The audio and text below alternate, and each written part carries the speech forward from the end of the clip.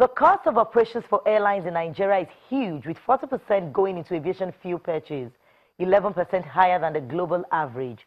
Why is Jet A1 somewhat an elitist form of energy? And how can Nigeria rise above the perennial shortages?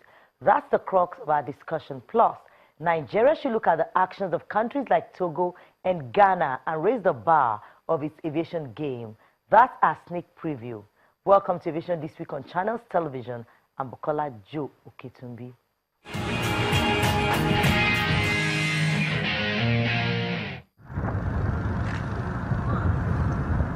Air transport buoys the economy of every nation. And air travel not only connects people, but it also connects economies. No aircraft can fly without powering its engines, whether short or long haul. And aviation fuel, or Jet A1, is the life of the flight. In the heart of domestic airline operations in Nigeria, Jet A1 takes about 40% of the cost, 11% beyond the global average of 29%. In the last decade, the price has risen from 25 naira to 197 naira a litre, and in early 2017 climbed as high as 265 naira per litre, depending on the airport. The commodity is cheapest in Lagos, owing to the proximity of seaports, and costliest in the northern part of the country due to the distance from them. Here, marketers insist they incur extra costs as they have to pay tankers and drivers to convey the product from the seaport to the airports in the north. This extra cost is passed on to the airlines and from them to the passengers. For instance, an airplane is serviceable. You have an issue of fuel. Today, I didn't really know the reason why they hold the fuel.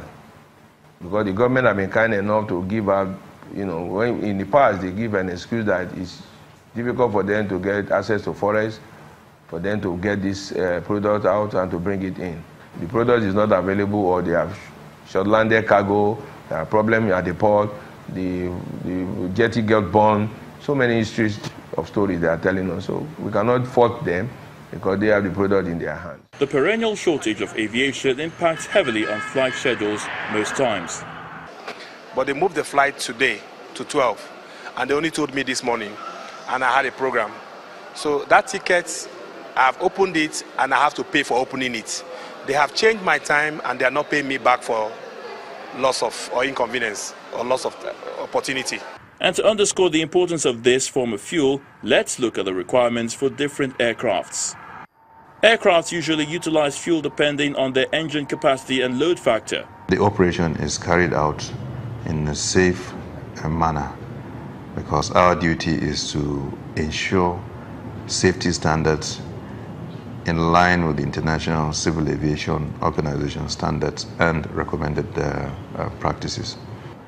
The quality of fuel and the quantity to take that flight to destination without compromising on safety, because it's a standard established and we ensure that we make sure that everybody conforms to that standard. For example, a Boeing 777 can use about 172,000 litres on a distance 11,029 kilometers. In the case of Boeing 747, it uses approximately 1 gallon of fuel, about 4 litres every second. Over the course of a 10-hour flight, it might burn as much as 36,000 gallons.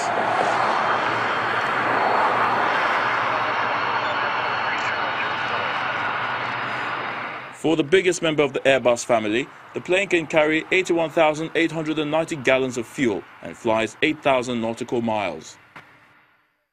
While most of these planes are built for intercontinental flights, in the country, a flight of 1 hour to Abuja may require as much as 4,000 litres of fuel, and when this cannot be sourced on time, perennial delays and cancellations then set in.